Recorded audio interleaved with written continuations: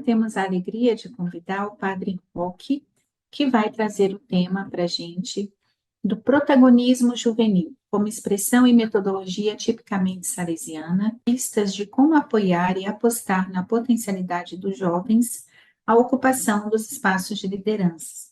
O Padre Roque Luiz Sibione, ele é licenciado plenamente em Filosofia Plena, bacharel em Teologia pelo Unisal, pós-graduado em Comunicação Social, é mestre em Educação e doutorando em Ciências Sociais, com ênfase em Juventude, pela Universidade Católica Silva Henriques.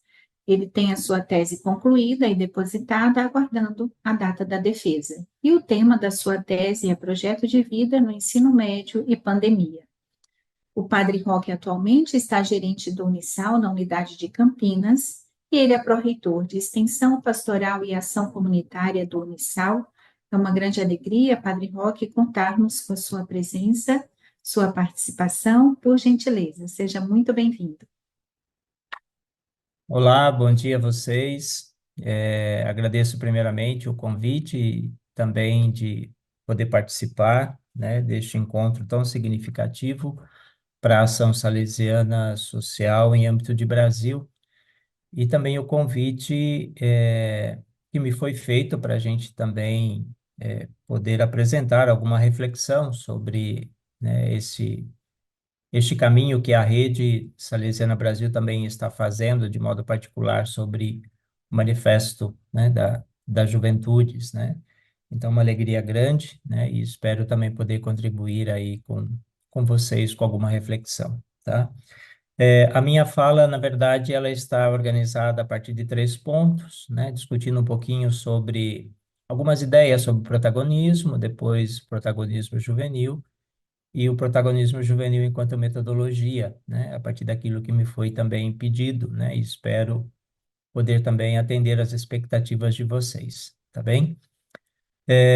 Então, eu inicio a conversa dizendo que quando a gente fala de protagonismo, nós sempre nos colocamos diante da questão que é a pessoa que age em primeiro lugar, né? Ou seja, é o ator principal, e isso se coloca também dentro de uma perspectiva, de uma finalidade, ou seja, né? Toda a ação de um protagonista, ela visa também uma intencionalidade, que contribui, né, para o desenvolvimento do senso de identidade e também de autoestima, do autoconceito, de confiança, visão de futuro, uma aspiração vital, podemos dizer assim, né, um projeto sentido na vida, em vista de uma autorrealização e também na busca pela plenitude humana. Então, uma primeira ideia, o protagonismo não é só fazer algo, uma ação, mas ele também expressa um ser, né? Um modo de ser, de se comprometer, de ocupar o seu espaço, né? De poder também oferecer a sua contribuição diante de uma determinada realidade. Podemos para frente?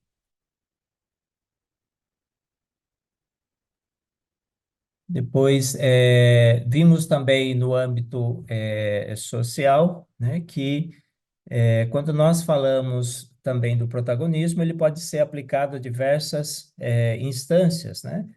E, acima de tudo, é uma maneira também que as pessoas têm de poder ocupar não só o seu espaço, mas também contribuir com a construção dos processos nos quais a pessoa também está presente, né? Então, ela também tem um papel decisivo de transformação dentro da realidade, de modo particular quando a gente fala do campo social.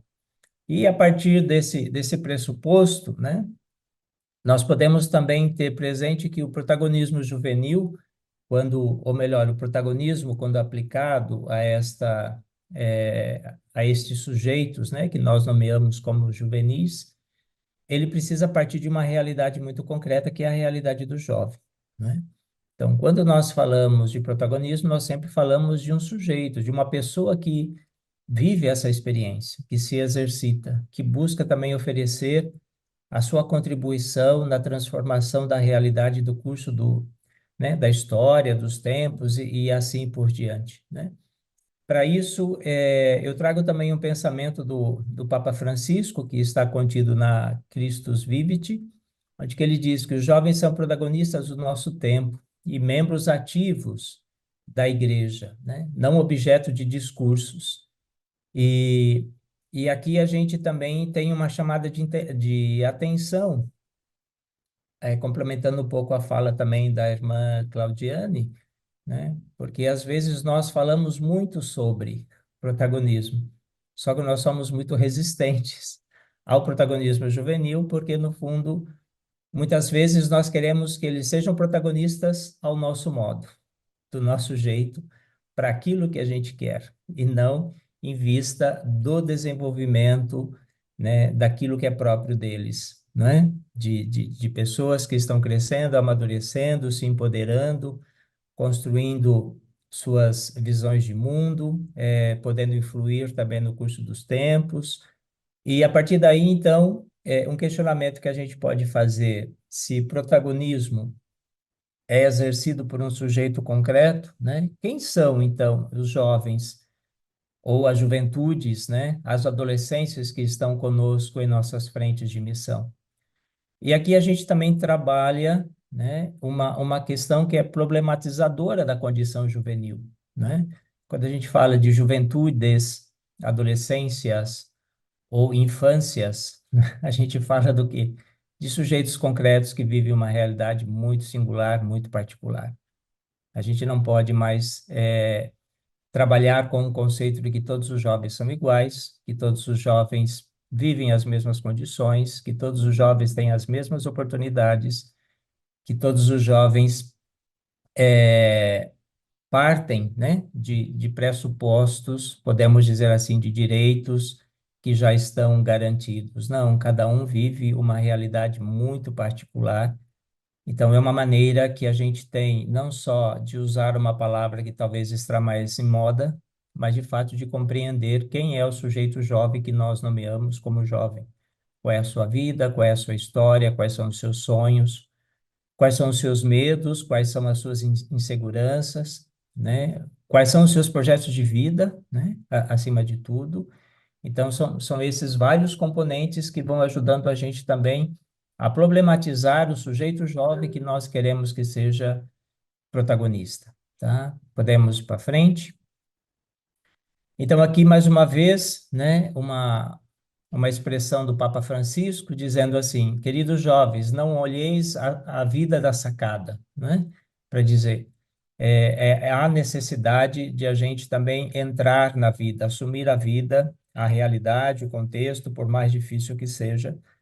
E aqui nós, como educadores, principalmente voltados para a ação social, temos um papel muito decisivo, né? A partir da fala também da irmã Claudiane, quando dizia de que nós somos adultos, né? Educadores, somos pessoas que precisamos ser também inspiradores para estes jovens, né? Essas juventudes, essas adolescências.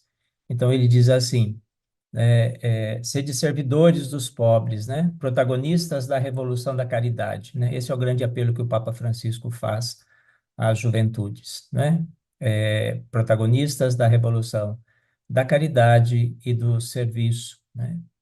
Capazes de resistir às patologias do individualismo, do consumismo e também daquilo que é superficial. Então, é um grande desafio também para nós, porque nós também estamos imersos, inseridos neste contexto, né, social, cultural, e, acima de tudo, temos que ajudar esses jovens também a ter um olhar bastante crítico, né, sobre essas realidades.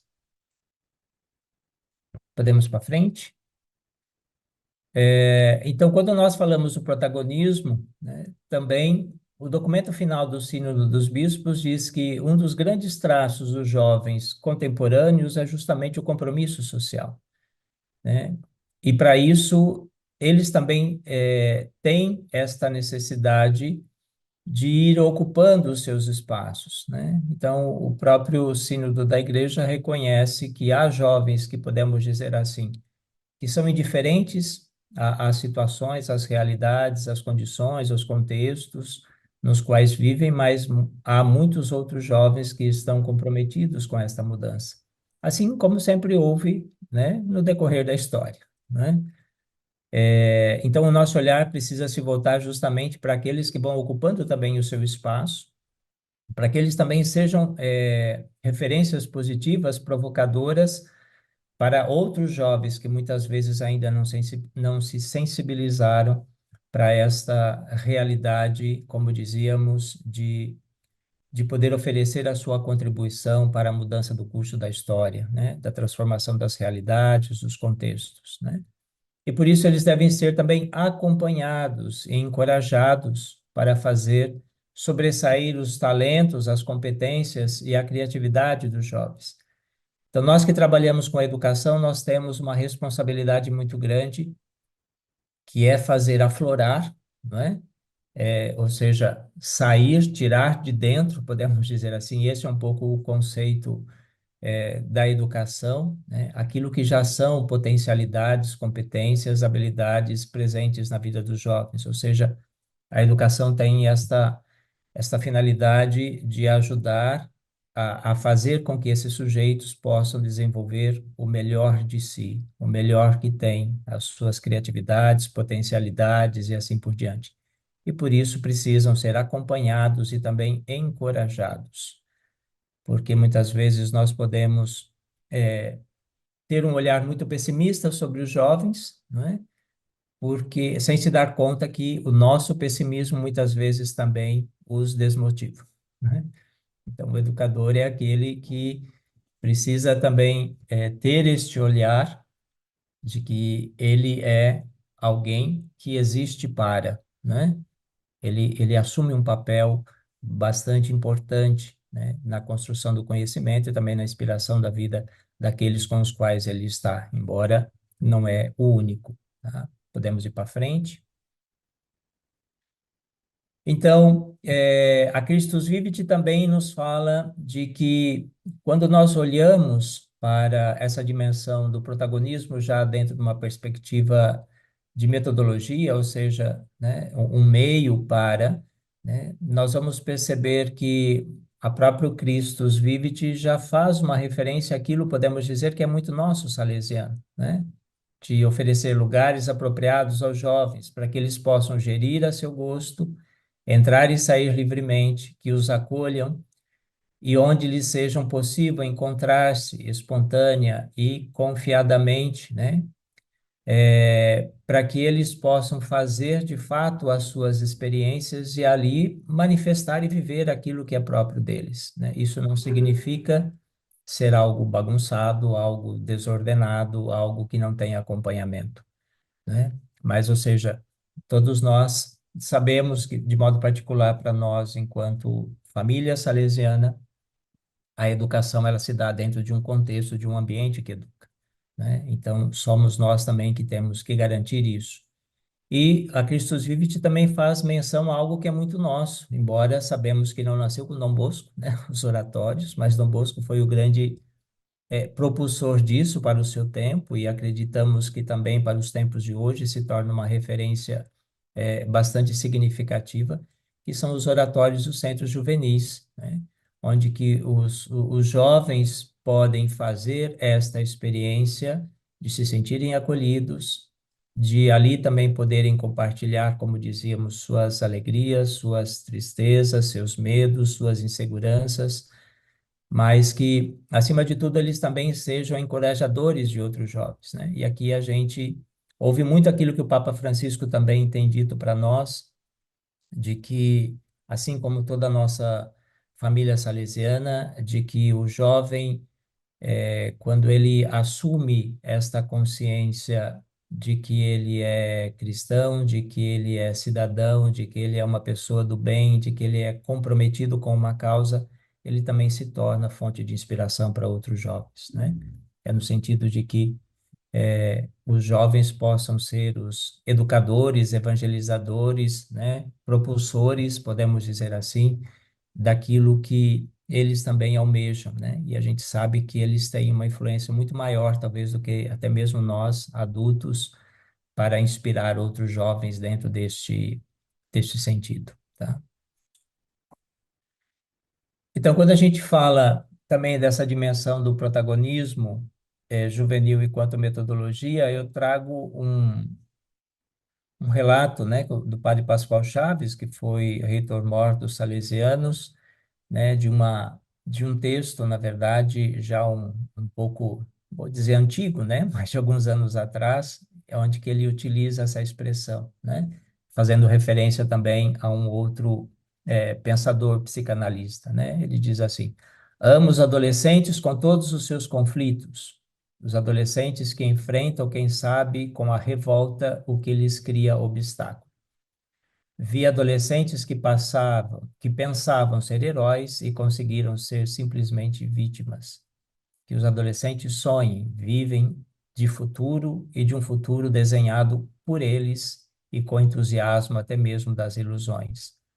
E para que um jovem creia nisso tudo, precisamos da mediação do educador e de ambientes cheios de esperança cristã. Então, para a gente perceber o quanto de fato, embora, né, não seja exclusivo da ação social, mas eu acho que a ação social toca essas realidades de vulnerabilidade muito maior do que outras instâncias nossas de ação educativa, né? Como disse, embora não seja uma prerrogativa exclusivamente da ação social, mas a gente se depara muito mais com essas realidades que vitimizam os jovens, né? E para isso nós precisamos ajudá-los a entender e a fazer um caminho de que a condição que eles vivem não pode ser a última palavra sobre o que eles são, né? Nós temos essa responsabilidade de ajudá-los também a olhar para frente, a assumir a sua condição, encará-la com realismo, mas dizer que é possível, né? Um outro mundo, uma outra experiência, né? Embora isso não seja garantia, mas que tendo ao seu lado pessoas que os estimulam, isso pode ter resultados muito bons e positivos, ou seja, acreditar, né, nos jovens e acreditar que aquilo que os jovens sonham é possível de ser realizado, né, embora não podemos fazer isso por eles, mas que é nesta perspectiva que a gente também se coloca, como um ambiente que ajuda e contribui, que auxilia para que eles possam se encher também de esperança, de otimismo, de olhar para frente e se projetarem, tá? Podemos ir para frente. Aqui tem mais dois pensamentos que ajudam a gente também a olhar isso, né? Então, o grande desafio para nós é educar os jovens à participação, à justiça, à solidariedade. Por isso que falamos de que isso é aprendizado, né? E se eles não percebem isso em nós, dentro dos nossos ambientes educativos, muitas vezes isso vai se distanciando cada vez mais da vida deles e do projeto de vida deles. Então, o empenho é a responsabilidade individual e social para um desenvolvimento humano a serem sujeitos ativos de cidadania responsável, né? Universal, ou seja, assumir aquilo que de fato toda educação se propõe a fazer, de modo particular, nós acreditamos muito nisso, né?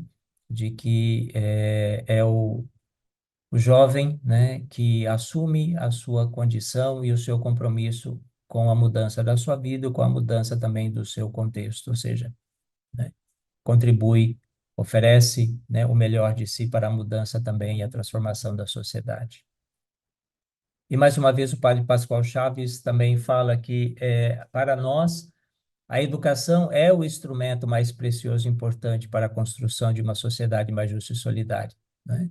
Ou seja, as nossas ações educativas, as nossas experiências que fazemos dentro dos nossos ambientes precisam ajudar os jovens a acreditar que isso não só é possível, como eles também percebem que isso acontece já dentro dos nossos ambientes, né? Como disse, de modo particular, aqueles mais injustiçados, mais desesperançados, ou aqueles que vivem em condições de maior exposição à violência, à vulnerabilidade, enfim, né, a tantas outras fragilidades. Então, quando nós falamos nessa perspectiva do protagonismo juvenil como salesianos, né, salesianas, família salesiana, né? A primeira pergunta que a gente tem que se fazer é o que a gente quer alcançar com o protagonismo, né? É um questionamento que a gente precisa se fazer. Ou seja, temos, né, os jovens dentro, as crianças, os adolescentes dentro das nossas presenças. Mas o que a gente quer, né, com isso, quando a gente fala de protagonismo? Qual protagonismo? Né? Como dizia, porque há um protagonismo religioso, há um protagonismo social, há um protagonismo, podemos dizer assim, político, né? Há um protagonismo, digamos assim, de alguém que seja referência para a vida de outras pessoas, né? Então, a gente também precisa ter presente, né? Qual o protagonismo, de modo particular, que esses jovens também aspiram, ou seja, o que eles também buscam ser, quem eles querem ser, né? E a gente sabe que o protagonismo também é um processo, né, gradual de aprendizagem, de maturação, ou seja, não existe o protagonista ou o protagonismo pronto, acabado, né? Ele é algo que vai se construindo pela pessoa, ele é algo que vai sendo oportunizado muitas vezes pelo ambiente educativo, né? Ou seja, nós como comunidade educativa temos que ter isso muito claro para que eles possam ir desenvolvendo aquilo que são as habilidades, né? Ou seja, o fazer ou o saber fazer, né? E também, aliás, as competências, né? Que é o saber fazer, mas também as habilidades, ou seja, né? O modo de ser, né? Que a gente chama das habilidades socioemocionais, né?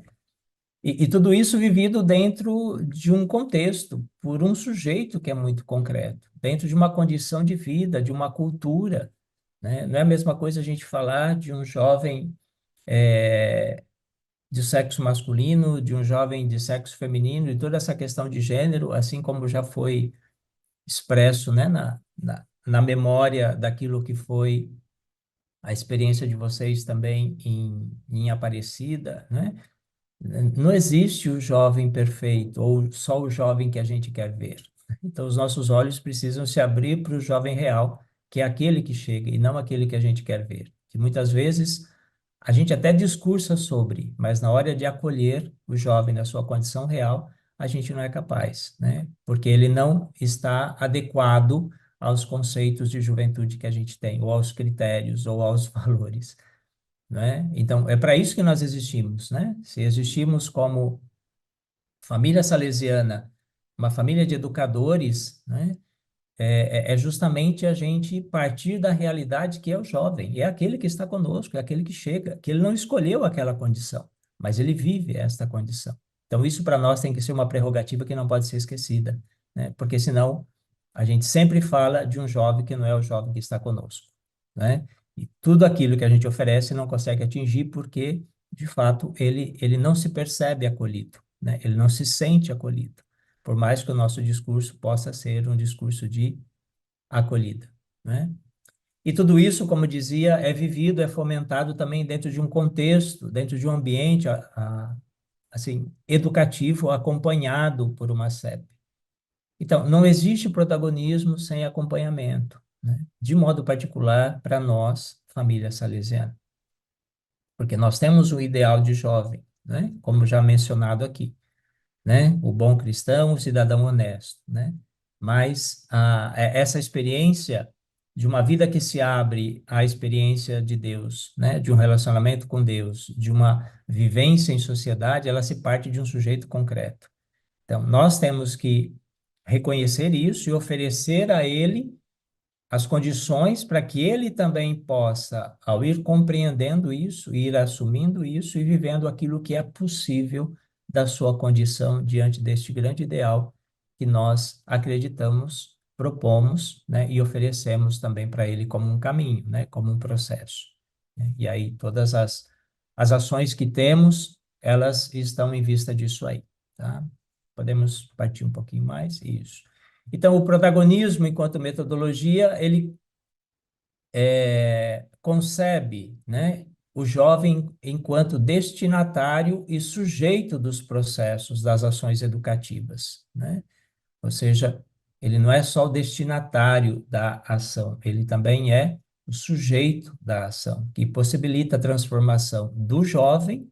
Então, por isso que dizíamos no início, o protagonismo significa a gente oferecer condições para que o próprio jovem, a própria jovem, possa desenvolver as suas potencialidades e, acima de tudo, também transformar a sua realidade. Mas a gente sabe que não tem transformação da realidade externa sem a transformação da realidade interna, ou seja, né? E aqui mais uma vez chamamos o apelo à educação, né?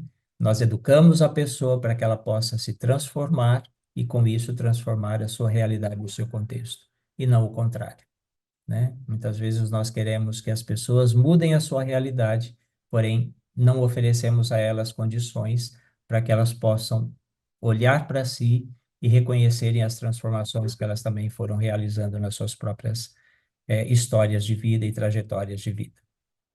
Então, o protagonismo reconhece o jovem como parte da solução, né?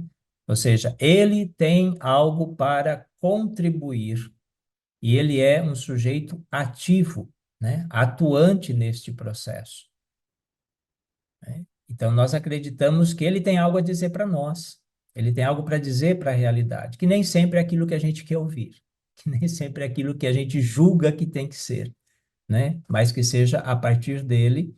E conforme isso vai se expressando, se manifestando, nós também temos, como disse, em toda essa dimensão do acompanhamento, possibilidades de indo também auxiliar, né, ele neste caminho.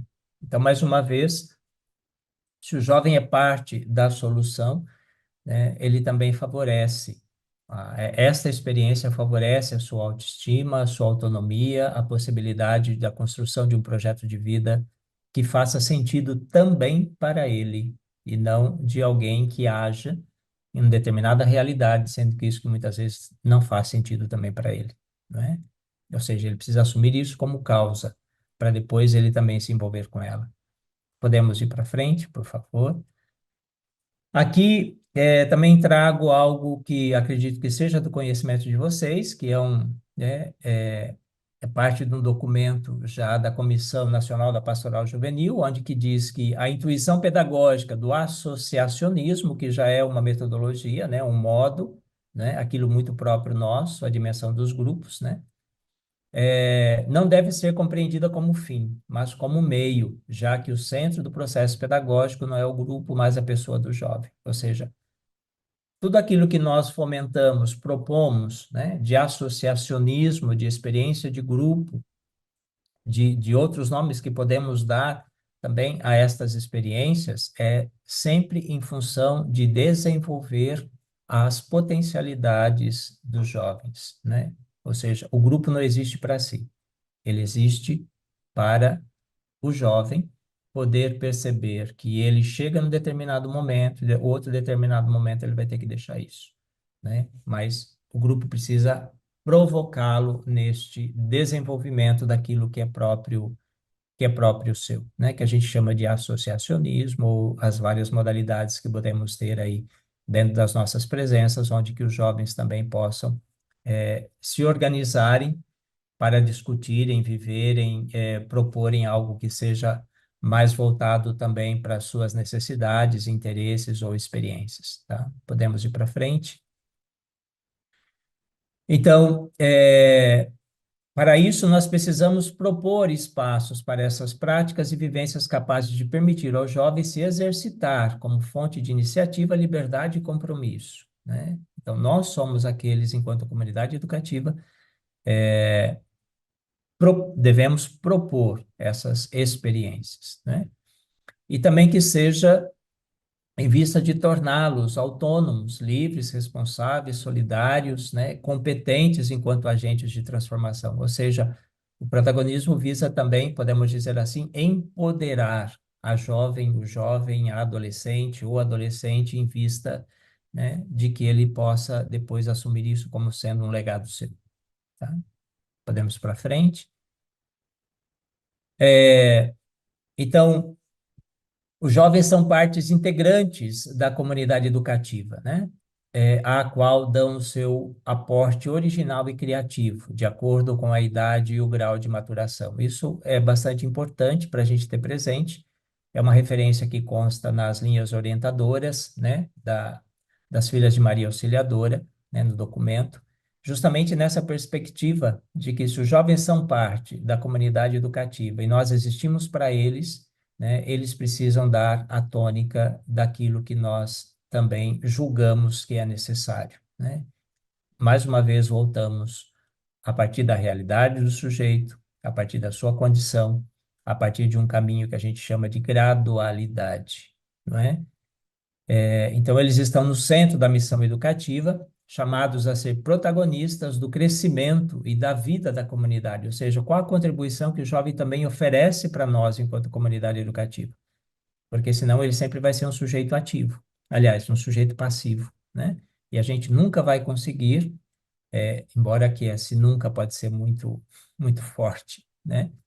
Mas a gente pode se negar a se abrir àquilo que os jovens também estão dizendo para nós que precisamos mudar, né? Então, a comunidade educativa é a principal protagonista desta abertura social, transformadora das estruturas injustas da sociedade. Educamos os jovens para que sejam sujeitos ativos, críticos, artífices de uma renovação que promova a justiça, o amor, a verdade e a liberdade. Então, aqui eu puxo justamente essa perspectiva, porque se falávamos lá de que esse é o ideal que buscamos, e nós, como comunidades educativas, precisamos viver isso, é porque é a partir dessa experiência que a jovem também pode assumir essa dimensão do protagonismo, né, para dizer aquilo que eu vivi, eu também assumo e é a contribuição que eu faço a meu modo, a meu jeito, no meu tempo, a partir da minha condição para a sociedade.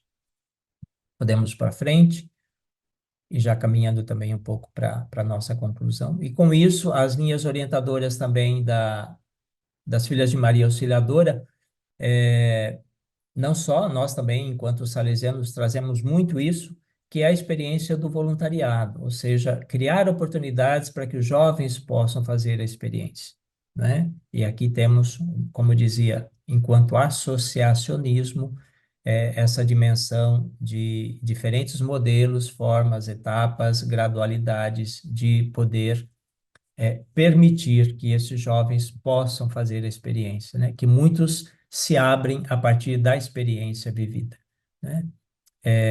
Que é justamente o poder, né? Mais do que se sentir útil, né? Mas o poder aprender a reconhecer que ele é também capaz de fazer o bem a outros, né? E isso engrandece o seu coração, né? Podemos ir para frente. É, Aqui tem uma outra expressão que a Christus Vivit nos traz, e com isso eu também vou fechando, né? Que quando a gente fala da dimensão do protagonismo, nós falamos também de poder criar uma cultura vocacional, ou seja, vocacionalizar a vida, né? E aqui não é só a dimensão de ser religioso, ser religiosa, ser padre, enfim, né? Assumir aquilo que o Papa Francisco retoma na Christus Vivit, aliás, pela Christus Vivit, na Evangelii Gaudium, dizendo que eu sou uma missão nesta terra e para isso estou no mundo. E a grande pergunta-chave que ele coloca é: para quem sou eu, né? E aqui vem justamente essa dimensão, um ser para os outros, né? Então, o protagonismo também ajuda a gente a perceber que eu existo, estou presente aqui, né? E tenho algo a contribuir para a vida dos outros, né? E aqui também, mais uma vez, retomamos aquilo que já usamos como sendo expressão nossa de família salesiana, né? Podemos ir para frente. Então, falar desta cultura vocacional significa, como disse, não só um encaminhamento, né, é o discernimento que vai dizer se ele vai para a vida religiosa, para a vida familiar ou para outro estilo de vida e etc. Mas é justamente abarcar esta cultura da vida, essa capacidade de sonhar coisas grandes, né, de contemplar a beleza e optar por ela, por seu valor intrínseco, ou seja, conceber-se e enfrentar a vida como dom recebido, gratuito, e saber colocá-lo a serviço, ou seja, compartilhá-lo, né? Para que ele possa também perceber que a vivência do protagonismo é uma maneira de eu também poder contribuir com a vida, com a realidade, com a sociedade, para a melhoria de tantas outras experiências, realidades. Para frente, por favor. Então, promover essa cultura vocacional que saiba reconhecer e acolher aquela aspiração profunda da pessoa, ou seja, descobrir que só Cristo pode dizer-lhe toda a verdade sobre a sua vida. Então, reforçando, a vida é um dom gratuito e não existe outro modo de viver digno do homem fora desta perspectiva do dom de si, né? Então, não condicionando o protagonismo a essa dimensão da vocação específica, mas também usando esta prerrogativa do protagonismo enquanto aquilo que me questiona profundamente em vista da minha realização pessoal e também de onde eu aposto a minha vida, tá? Podemos ir para frente? E com isso concluo, né? Assim, com essas provocações, né? Então, como fomentar e acompanhar o protagonismo juvenil de maneira transversal, né? Salesiano, a partir das realidades das juventudes e das SEPs na atualidade.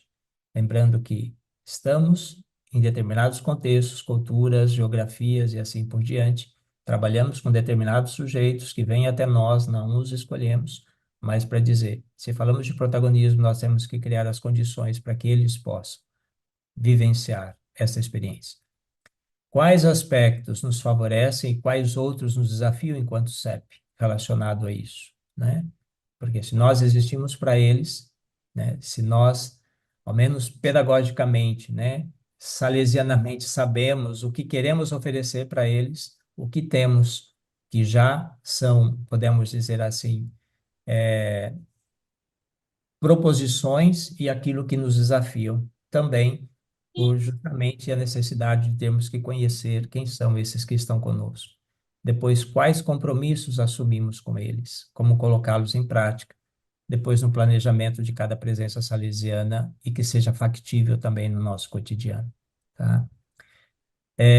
Bem, com isso, eu concluo aqui né, a minha provocação, como disse, tentando justamente poder oferecer algo que, né, de provocação para que a gente possa amadurecer, né? E como disse, é um tema que sempre vai nos acompanhar, desde o início, aliás, que acompanhou Dom Bosco, né? Dom Bosco, para ser o protagonista que nós temos hoje como sendo pai dessa família salesiana, né? Ele também teve que aprender, teve que errar, enfim, né? Pessoas ao lado dele que o ajudaram também a, de fato, né, a descobrir, a discernir o que Deus também estava pedindo para ele, a tal ponto de ele dizer, não, minha vida é aqui, né? E é aqui que eu quero gastá-la, né? E ser para nós hoje também essa fonte de inspiração, tá? Então, espero poder ter contribuído aí com aquilo que vocês também me pediram. Padre Roque, muito obrigada. Com certeza, as provocações que o senhor traz, elas são essenciais e elas ampliam a nossa visão sobre protagonismo sobre o qual tanto falamos, mas muitas vezes ainda há um caminho longo a percorrer para conhecermos com mais profundidade, com mais fundamentos. E nas suas falas, vários trechos aqui nós poderíamos citar que instigam essa reflexão.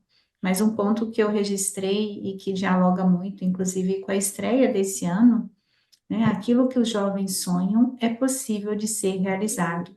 E quantas vezes nós não acreditamos nisso, né? O quanto é essencial também essa ação, essa presença do educador, para que essa capacidade de sonhar, ela seja nutrida, ela seja mantida como uma chama que fica acesa, como uma esperança, a capacidade de sonhar, de realizar, além desse aspecto, né, de ser presença, de existir para, de ser para os outros.